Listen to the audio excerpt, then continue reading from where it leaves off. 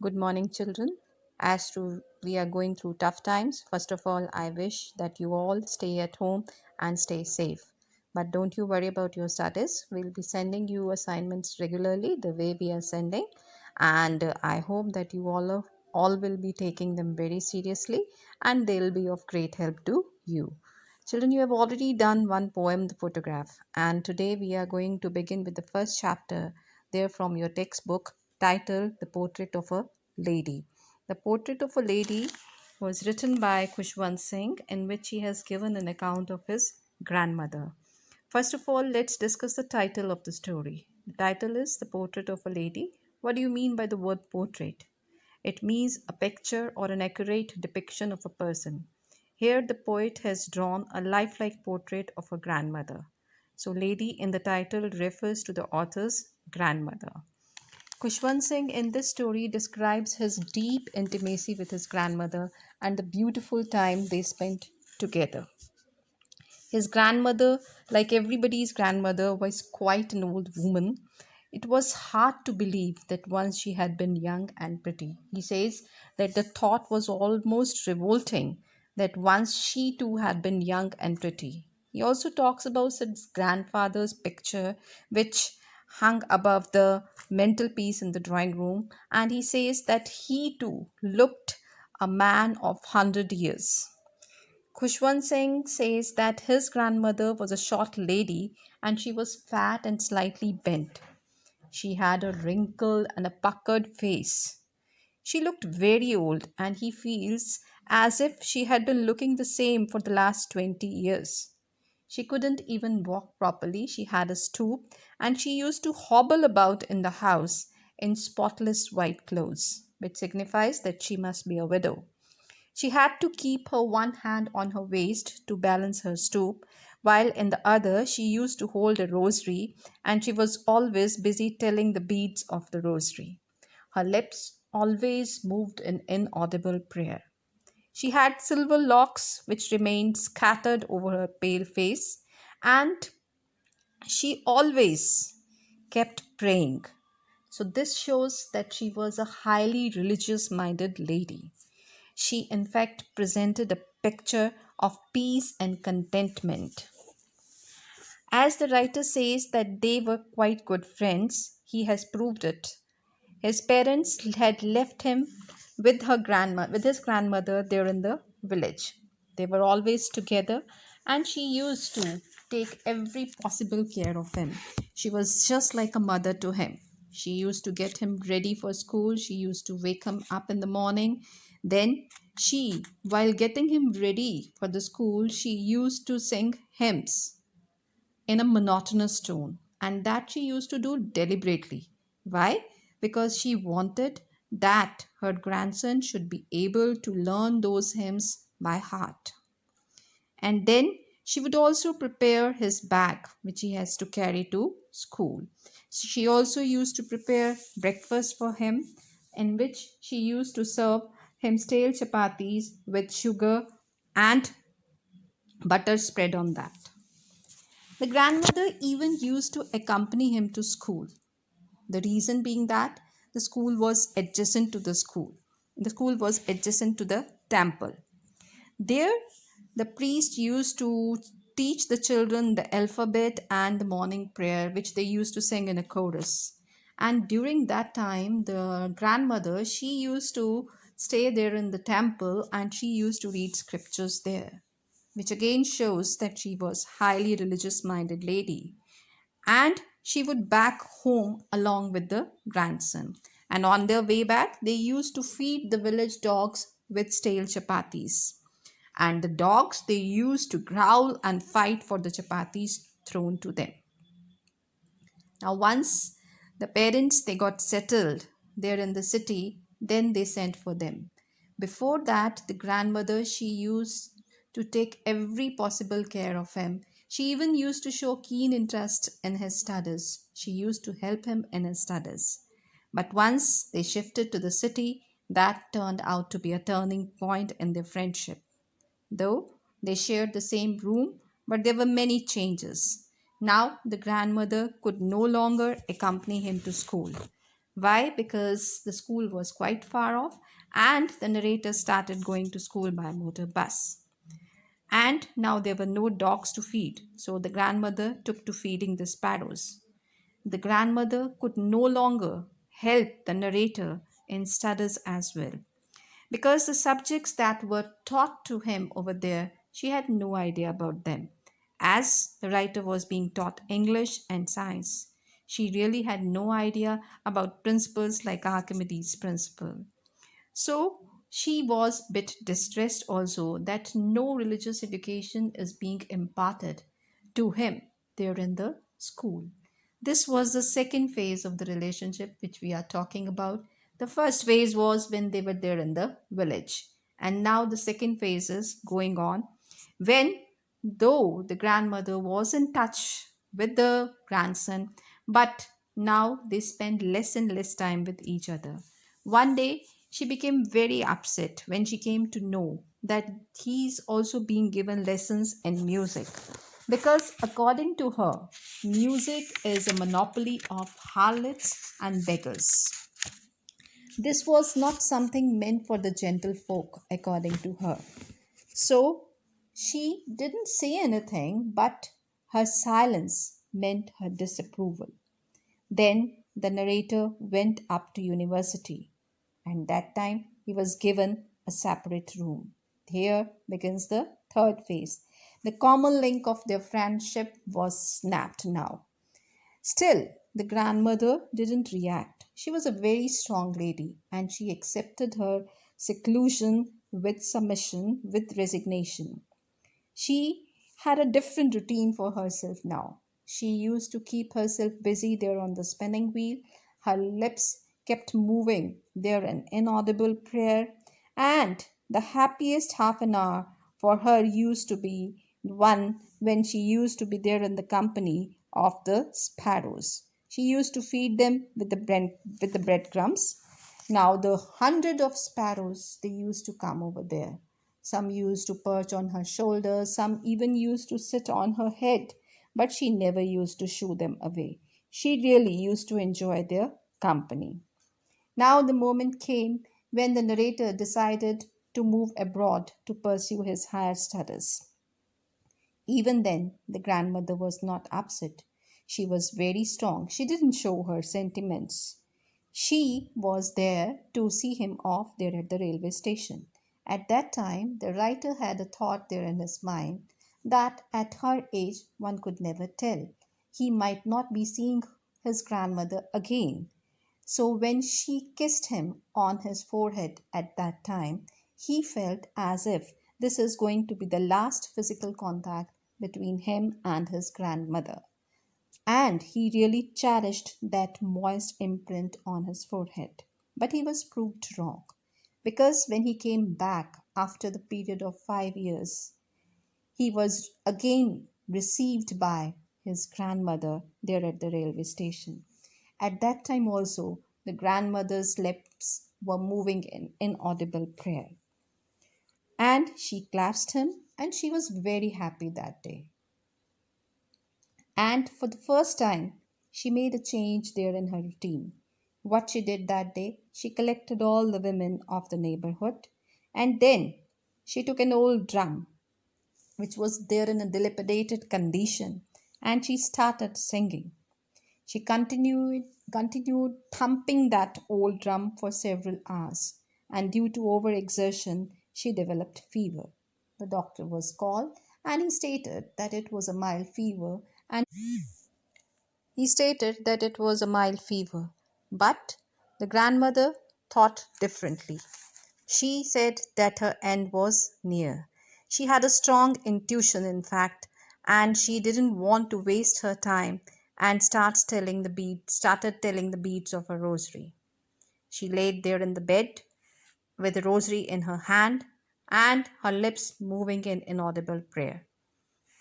Now, all of a sudden, her lips stopped moving and the rosary fell from her hands. And the family members noticed that she is no more.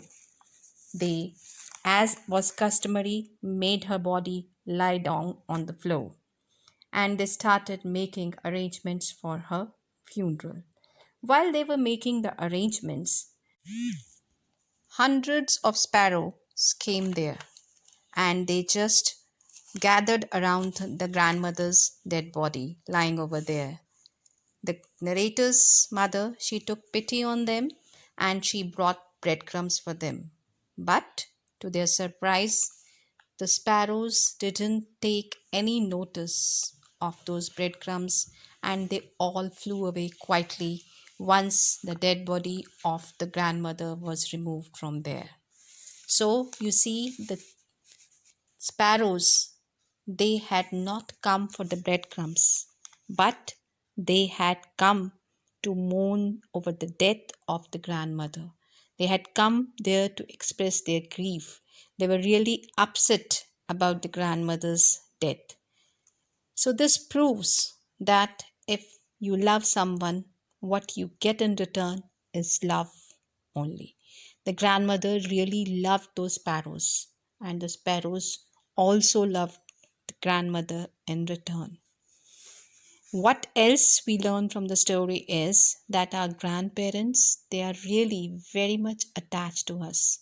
Nowadays, though very rarely children get time to spend with their grandchildren, with their grandparents, but those who had really spent good time with their grandparents, they would surely agree that they are the ones who always are there to entertain their tantrums. They are the ones who had always pampered them, and they are the ones who have always stood by them. So, what we are to do, we are supposed to show our respect and regard towards them. Another thing which the writer has tried to bring to the ground is that the family members can enjoy good relationship with each other. They can have good intimacy with each other in spite of the fact that they may have difference of opinion. They may be not be, you can say, close with each other as far as you can say staying together is concerned. There may be a kind of physical distance between them, but that is never going to affect their relationship, as it happened there in the case of grandmother and the grandson. So they enjoyed their relationship, both of them, they valued their relationship, and the way the grandmother died the very next day again proves as if she was waiting for her grandson to be home.